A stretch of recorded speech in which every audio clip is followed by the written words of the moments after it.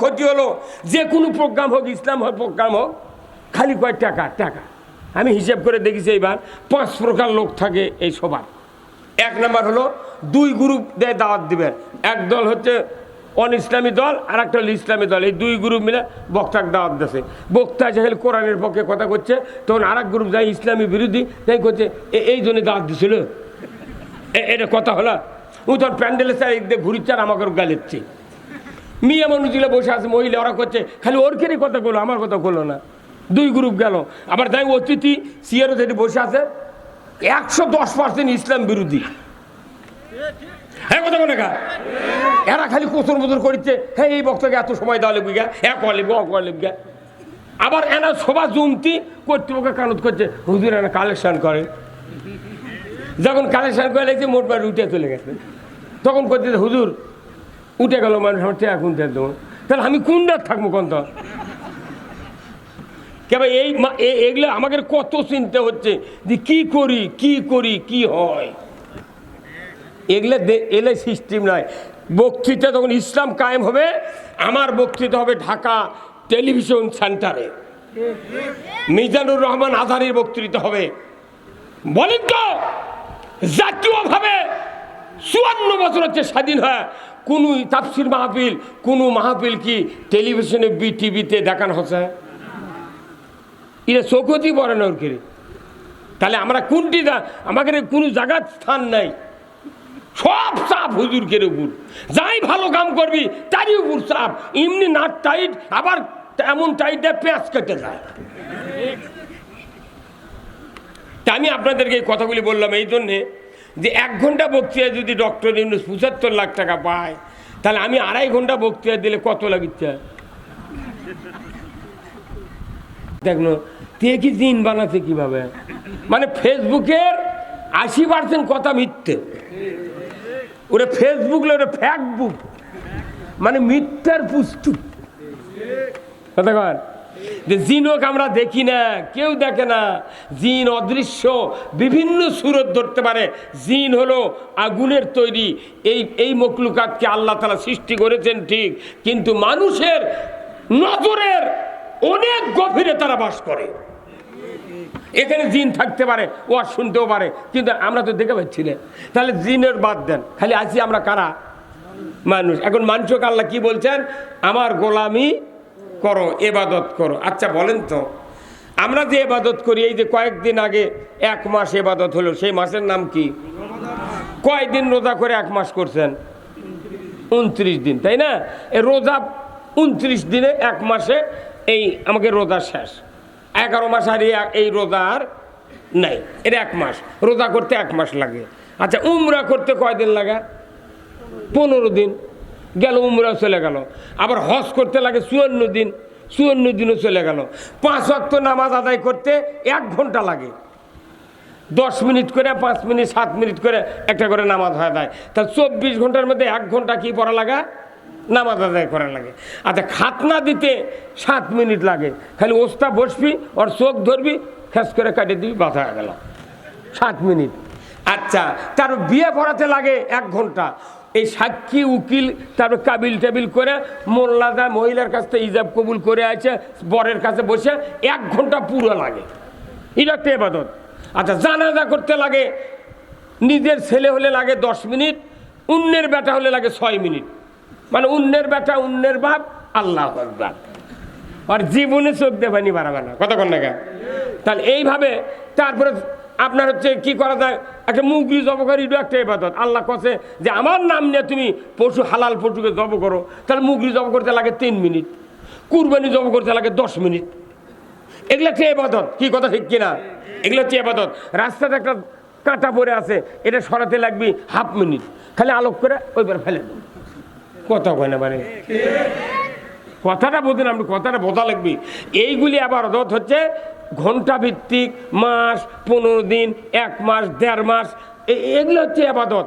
এই আবাদত করছেন, বলছেন আল্লাহ তোমরা আমার গোলামি করো। তাহলে আনুষ্ঠানিকভাবে এইগুলি আবাদত পুরো জাতি আমরা করতেছি, কিন্তু দেখা যাচ্ছে এই জাতির সমাজে, রাষ্ট্রে, অর্থনীতিতে, রাজনীতিতে, অফিস আদালতে, বাড়িতে, পরিবারে, গ্রামে, থানায়, উপজেলায়, ওয়ার্ডে কোথাও শান্তি নাই। কেন শান্তি নাই?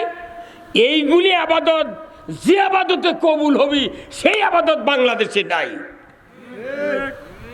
এইগুলি আবাদত 15 দিন, 1 মাস, 1 ঘন্টা, 10 মিনিট, 1.5 মাস, 15 দিন, এগুলোর যে আবাদত করলাম, এটা আবার কবুল হতে যে আবাদত লাগবে সেই আবাদত বাংলাদেশে নাই। হ্যাঁ হুজুর, কত সেই আবাদত কি পারবেন? সেই আবাদত ছাড়া এই আবাদতগুলো কবুল হবে না। কবিরাজ ওষুধ দিয়েছে, ভাই এদের 7টা বড়ি দেন, কিন্তু 7 টাকা আদা দিয়ে কোনো দৈনিক পিষে পিষে খাওয়া লাগবে। ওই আদা হলো মেইন ফ্যাক্টর, ওই গুলির কিছু নেই, ওটা বিষয় তোর গোড়া পিষে গুলি বানিয়ে দিতে, আর এই আদাই হবি কাম। আমরা যতগুলি আবাদত করলাম আনুষ্ঠানিক, এইগুলি কবুল হওয়ার জন্য আর একটা আবাদত দরকার। সেই আবাদত আপনি ঘুম পারবেন, ওই আবাদত আপনাকে পাহারা দেবি। আপনি ঘুম পারবেন, বাড়ির থেকে বেরিয়ে যাবেন, কোথায় যাবেন, পুরা জাতির নিরাপত্তা ওই আবাদত দিবে। ধরে করে আল্লাহু আকবার। আপনি তাহাজ্জুদ পড়লেন, তারাবি পড়লেন, লাইলাতুল কদর পড়লেন, আপনার বাড়ির গোয়ালের গরু আছে, গরুর গোলত চটা দেননি, ঘরের বারান্দাতে আছে পালসার হুন্ডা, আগ্নেয়াতে একটা সাইকেল, আপনি রাগ থেকে ঘুম পাচ্ছেন, দরজা দেননি, এগুলো থাকবে? এগুলো পাহারা দেওয়ার ইবাদত আল্লাহ কোরআনত কছে। সেই আবাদতটা কি হলো? সেই আবাদত হলো ইসলাম। ইসলাম যদি আপনি দেশে চালু করতে পারেন, তাহলে ঘুম পারলেও ইসলাম আপনাকে পাহারা দেবে। এখন ওই ইসলামের বিরোধিতা করে ওই হজ উমরা দিয়া জান্নাত যাবো, তোর বাপও জান্নাত যাবে না।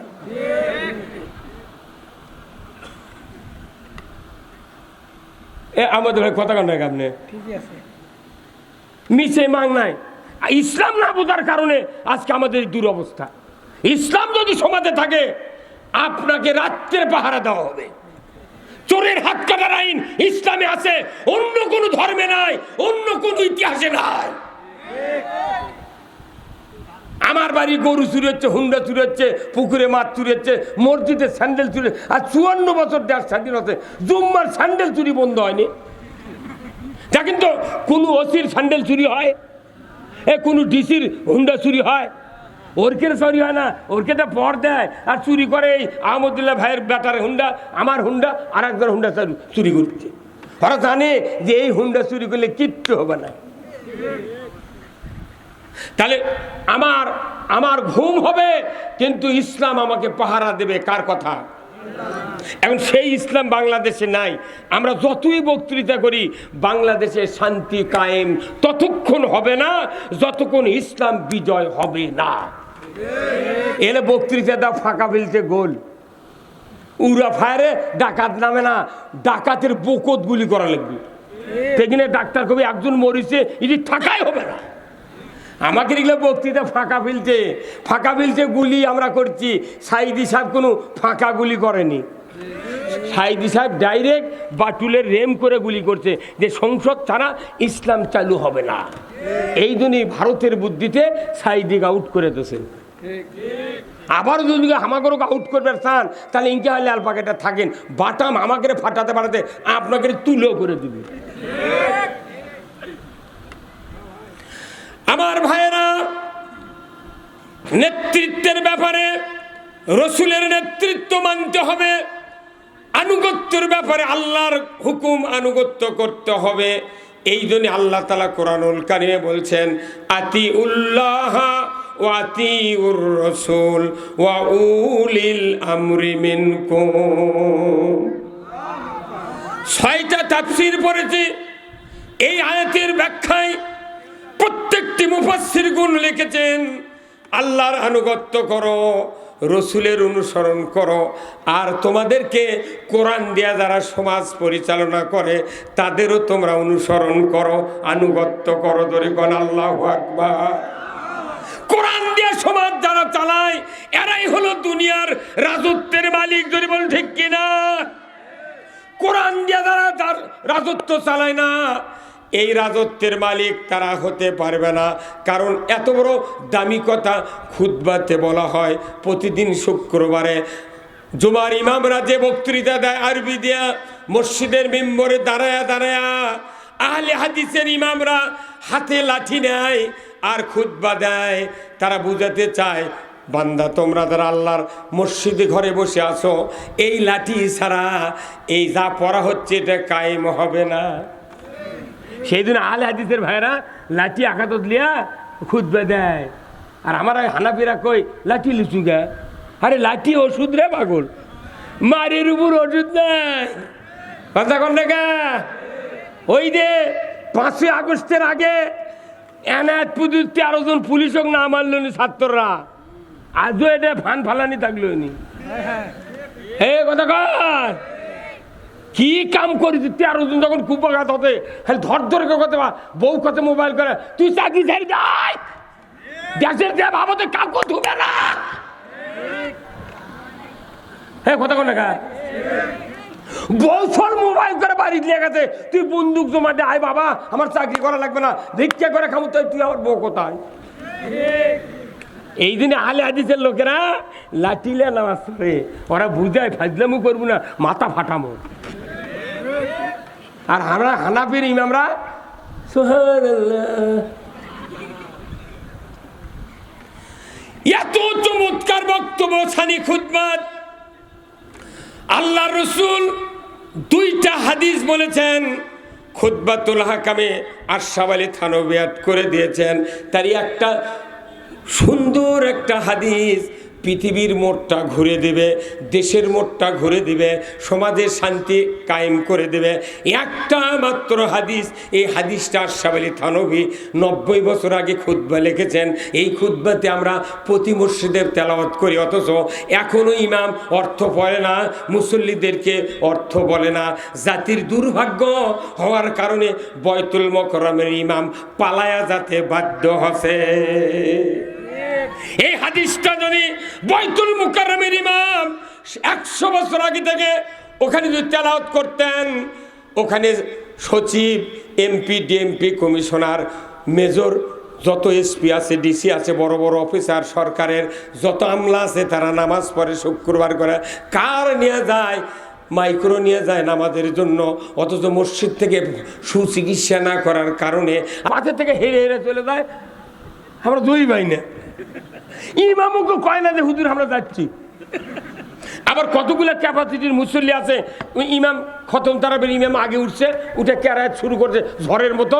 আর কিছু কিছু চালাক মুসল্লি 5 কাল লাইনে তুমি বসে আছে, যখন দেখ কবি ইয়ালামুন তখনই লাভ দিয়ে উঠে আল্লাহ করে রুকু দে। হ্যাঁ, এগুলাই এই কোরআন নাজিলের মাসে কোরআনের প্রতিষ্ঠান থেকে যারা পালিয়ে যায়, শিক্ষকের না বলে তারা স্কুল থেকে পালিয়ে যায়, রেজাল্ট শিটে তাদের নাম থাকে না।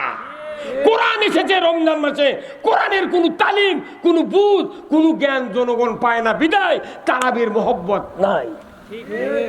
একটা মাস তারাবি হয়, কোন ইমাম 30টা আয়াত বাংলাদেশের মুসল্লিদেরকে জীবনে শুনায় না। ওই খালি গড় গড় গড় গড় করে পড়ে তাকে তাড়াতাড়ি 27 তারিখ টাকা নিয়ে আউট।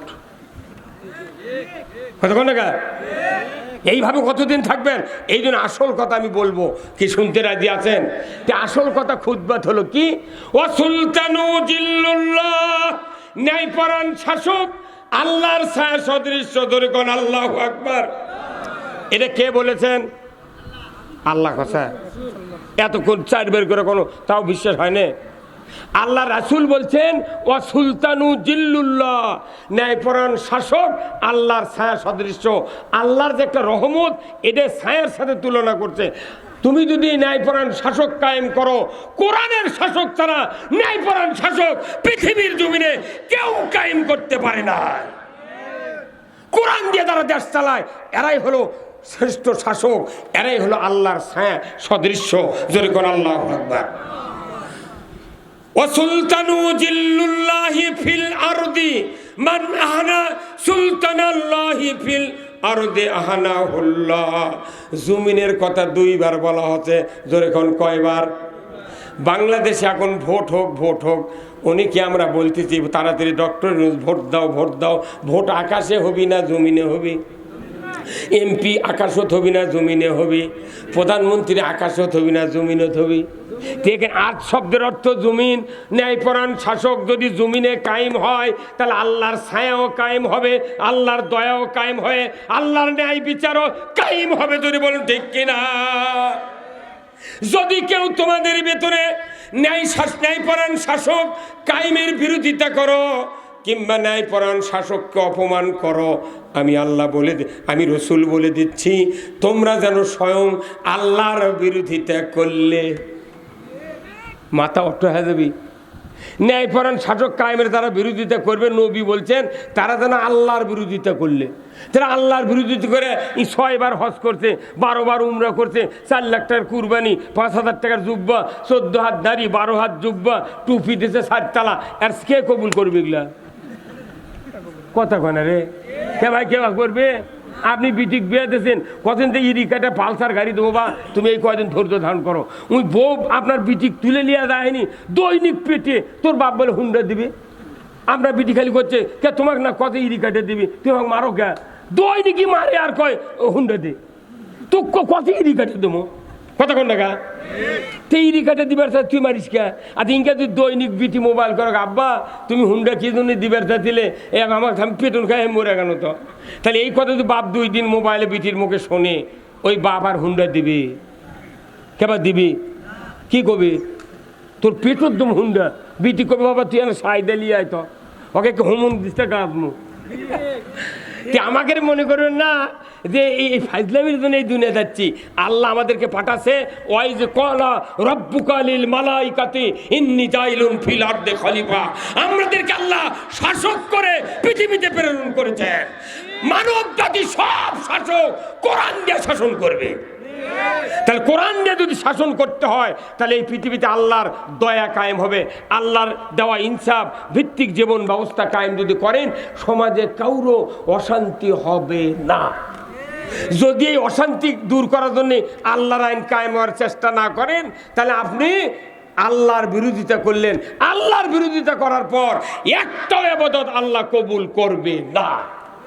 আর আমি যে কথাটা বলছি, এতগুলি আবাদত কবুল হবে, ওই আবাদত যদি জমিনে না থাকে সেই আবাদতটা এখন আল্লাহ বক্তব্য শোনেন। আল্লাহ কোরআনে বলছেন, ওয়ামাই ইয়াবতাগি গায়রাল ইসলামি দীনান ফালা ইউকবালা মিনহু ওয়া হুয়া ফিল আখিরাতি মিনাল খাসিরিন। আবার আল্লাহ বলেছেন, কান খাড়া করে শুনবেন, বিবেক নিয়ে শুনবেন। কোরআনের পক্ষ নিয়ে যদি মাহফিলে দুনিয়ার কোনো কাফের যদি কোরআনের মাহফিলে কোরআনের পক্ষ নিয়ে বসে, আল্লাহর ইজ্জতের কসম তার কলিজাতে আল্লাহ হেদায়েতের নূর চমকায়া দিবে। আর যদি কেউ বসে দেখি বক্তার সুর ক্যাঙ্কা কয় কি টেস্ট কর্ম, সেই দিন হুজুররা যত হুজুর আছে আমি দেখেছি কয়েক কোটি মানুষের কাছে আমি বক্তৃতা করি। এবার 55টা জেলা ঘুরেছি, খালি হুজুররা খালি পাশে বসে, ওই পাশে বসে এই খালি প্রথম তাকে একটা আলাওয়াত দেখতে ভুল না ঠিক। তারপরে বক্তৃতা কি, তখন দেখবি যে আর রাজনৈতিক বক্তৃতা হচ্ছে, তখন ওরা ওটা আগে উঠে চলে যাবে। যে হুজুর রাজনীতি করে না ইসলামের পক্ষে নয়, যে ইমাম রাজনীতি করে না তাহলে কোরআনই বোঝেনি। অথচ দেখা নাই পড়া নাই, মিয়া মানুষ করছে যে হুজুররা রাজনীতির কথা কবি মসজিদ ওরা খেলে নামাজ পড়ি আর যাবি, ওরা আবার ভোট চাবি গে। মিয়া মানুষ ফতুয়া দিচ্ছে আমার গাঁও এই দেশত, কি মরদরি মিয়া মানুষের ফতুয়ার চোটে আমাকে কোনিও ব্যাঙ্গার থাকা লাগছে। কারণ কি, খালি মসজিদের ইমাম যদি বাংলাদেশে 5,12,000 মসজিদের ইমামগুলি যদি সঠিক কথা বলতো, আজকে বাংলাদেশে ইসলামপন্থীদের উপর মামলা হামলা হতো না।